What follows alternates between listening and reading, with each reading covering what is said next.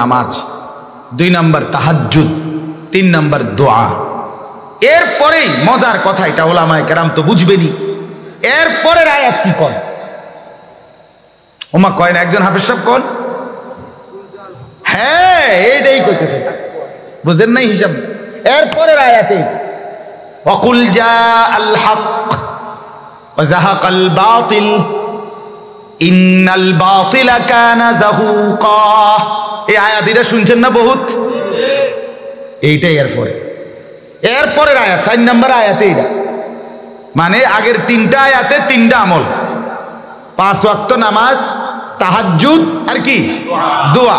এরপরে আল্লাহ বলছে, মানে নবীজি যেন বলছে রব্বুল আলামিন আমার উম্মত নিয়া, আমার সাহাবী নিয়া আমি 5 ওয়াক্ত নামাজ, তাহাজ্জুদ, দোয়ার পুরা হক আদায় করলাম। আল্লাহ বলেন ওমা কি কন? তো কইবেন না জাআল হক, হকের বিজয় হয়ে গেছে। অকুল মানে নবীরে কইছে, আর কইবেন না ওমা তার বইয়ে রয়েছেন কি লেগা? এই 3টা বুঝ করছেন তো? কহ 100 বুঝ করছি। কই তো বলেন হকের বিজয় হইছে, ও যাহাকাল বাতিল, বাতিলের পরাজয় হয়ে গেছে। হ্যাঁ, বদরের যুদ্ধের ইতিহাস এমনটাই। বলেন বদরের যুদ্ধের ইতিহাস বলেন। সাহাবায়ে কেরাম 5 ওয়াক্ত নামাজ তো আদায় করছে, রাত্রিবেলা সাহাবায়ে কেরাম নবীজি তাহাজ্জুদের নামাজ আদায় করছে রাত গভীরে। এরপরে যুদ্ধ শুরুর আগ মুহূর্তে আল্লাহর নবী সাল্লাল্লাহু আলাইহি সাল্লাম পাহাড়ের টিলার নিচে সেজদায় পড়ে আল্লাহর কাছে অঝরে কাঁদতেছে। আর বুখারীর riwayat নবীজি দোয়া করতেছে, আল্লাহুম্মা ইন তুহলিক হাদিহিল ইসাবা লান তু'বাদা ফিল আরদ। আল্লাহ, আমার এই ছোট্ট দল 313 জনের এই ছোট্ট কাফেলা, আমার আজকে 13-14 বছরের মেহনত, আমার তায়েফের রক্তের আঘাতের বিনিময়ে আমি এগরে সাজাইছি। আল্লাহ, আমি 13টা বছর মক্কায় দুয়ারে দুয়ারে ধাক্কা খাইছি, রাস্তায় রাস্তায় ধাক্কা খাইছি, আমার উপরে জুলুম আর নির্যাতনের কোনো কিছু বাকি রাখে নাই। আমি এই সব পুঁজি নিয়ে আমার এই সামান্য আয়োজন 313 জন দাঁড় করাইছি। আপনি যদি এগরে আজকে কাফেরের হাতে ধ্বংস করে দেন তো মাওলা, আমার তো মনে হয় আপনার জমিনে আর আপনার বন্দেগী করবে কে? তাই আল্লাহ তাআলা বলেন, জিব্রাইল আরে যাও না, বন্ধুর কান্না দেখো না, যাও সাহায্য নিয়ে যাও। তো জিব্রাইল 1000 ফেরেশতা সবুজ পাগড়ি পরিহিত এসে একসাথে যুদ্ধ শুরু করছে। মক্কার কাফেররা যেদিকে তাকায় তাকায় দেখে লাজন আসির শুনছে 313, এখন দেখা যায় কম পক্ষে 1000 পার হইয়া 2-4000 দেখা, মানে ডবল ডবল দেখে। ইয়ারাউনাহুম মিথলাইহিম রা'য়াল আইন, ডবল ডবল দেখা শুনে। আল্লাহ বিজয় দান করছে। আল্লাহ কি দান করছে বলেন না? এই জন্য মনে রাখতো, ফিলিস্তিন আমার বাপ কোরআন ভবিষ্যৎবাণী দিয়ে রাখছে। সূরা আরাফের 167 নম্বর আয়াতে যেটা আমি পড়লাম, ইলা ইয়াউমিল কিয়াম, কিয়ামত পর্যন্ত আল্লাহ বলছে আমার ফয়সালা। তাআযান, এটা আমার আজান, আজান এটা কি আজান, আজান এটা মিস কল না, এটা আমার আজান। আল্লাহ বলে ইজ তাআযানা রাব্বুক, আল্লাহ বলছে আমার আজান দিলাম, আমি ঘোষণা দিলাম কিয়ামত পর্যন্ত ইহুদি হেরে যাবে। এটা ইহুদিদের ব্যাপারে আয়াত স্পষ্ট একেবারে, যেই কোনো তাফসীর দেখেন, তরজমা দেখেন, এখানে ইহুদিদের ব্যাপারে কোরআনের সূরা আরাফে সবচেয়ে বেশি মুসা নবী, বনি ইসরাইল, ইহুদিদের ব্যাপারে সবচেয়ে বেশি আলোচনা আছে এই সূরাতে। গত সপ্তাহখানেক এই কয়েকদিন টানা আমরা সারাদিন এগুলোই পড়ি। এই আমার গাড়ির মধ্যে 3-4-5টা বই আছে, এগুলো এই লই পড়ি সারাক্ষণ। ইহুদি, বনি ইসরাইল, মুসা আলাইহিস সালাম, হ্যাঁ সুলাইমান আলাইহিস সালাম, ফিলিস্তিন, বাইতুল মুকাদ্দাস, এই লই এই পড়ি। ঘটনাটা কি? কিন্তু কলিজার মধ্যে এই সান্ত্বনা আছে। আল্লাহ বলছেন আমার ওয়াদা, আমার ওয়াদা, ইহুদিরা চূড়ান্ত শাস্তির মুখোমুখি, একদিন না বারবার বারবার। এই দুষ্ট জাতি একেবারে সবচেয়ে বেশি আল্লাহ তাআলা 1 লক্ষের চাইতে বেশি, কয় লক্ষ?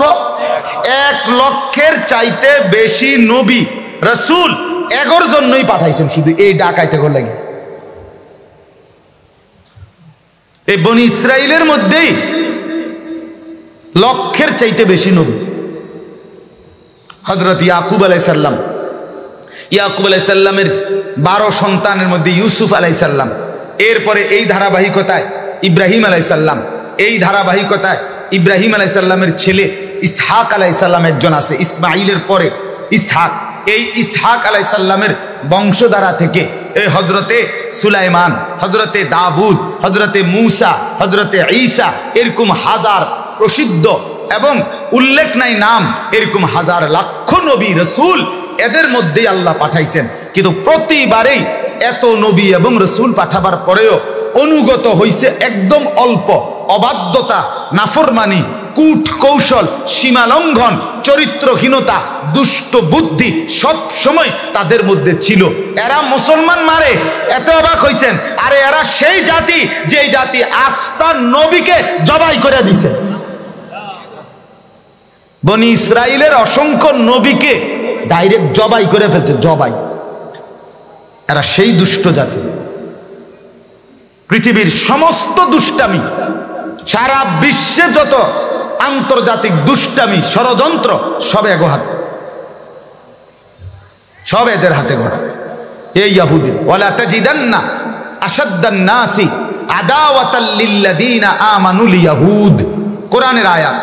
আল্লাহ বলে মুমিনরা তোমাদের বিরোধিতায় সবচেয়ে কঠোর কিয়ামত পর্যন্ত থাকবে যারা, তারা হলো সরাসরি আল ইয়াহুদ।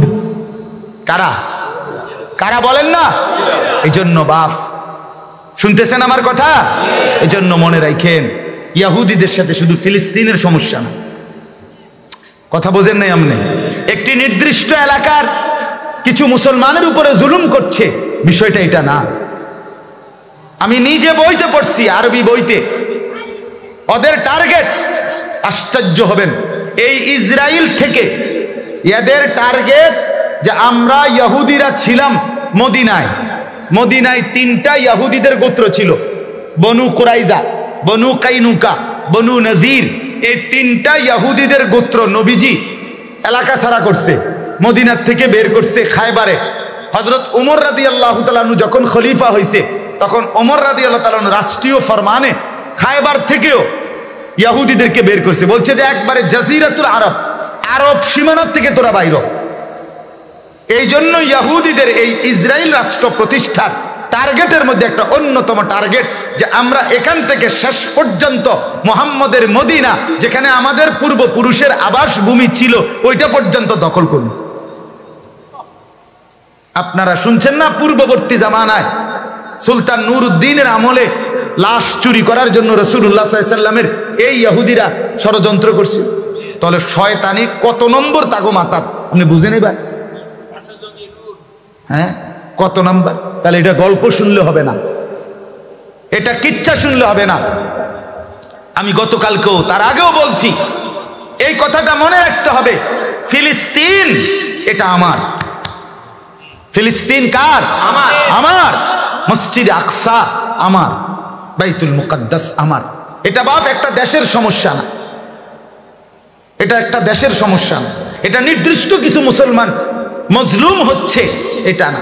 এই ইহুদিরা, আল্লাহর নবী সাল্লাল্লাহু আলাইহি সাল্লাম বলেন, দাজ্জাল যখন বের হবে, আমি নিজে এই হাদিস নিজ চোখে পড়ছি। আমার কাছে কিয়ামতের আলামতের উপরে এর মোটা আরবি কিতাব আছে, মাউসুআতু আশরাতিস সাআ, ওই কিতাবে আছে। আল্লাহর নবী সাল্লাল্লাহু আলাইহি সাল্লাম বলেন, কিয়ামতের পূর্বে যখন দাজ্জাল বের হবে, কে বের হবে? এই দাজ্জালের সাথে 24 ঘন্টা দাজ্জালের সহযোগী হিসাবে, দাজ্জালের প্রধান বাহিনী হিসাবে 70,000 70,000 ইহুদিগিন। নবীজি বলছে দাজ্জালের সাথে 24 ঘন্টা 70,000। ওই ছেলে এনে দাঁড়াইয়া মোবাইল টিপো না, মোবাইল বাইরে গিয়ে টিপো। হ্যাঁ যাও, ওই মাঠের বাইরে যাও। আহাম্মক কোথাকার, জিন্দিগিটাই মোবাইল, জিন্দিগিটাই মোবাইল।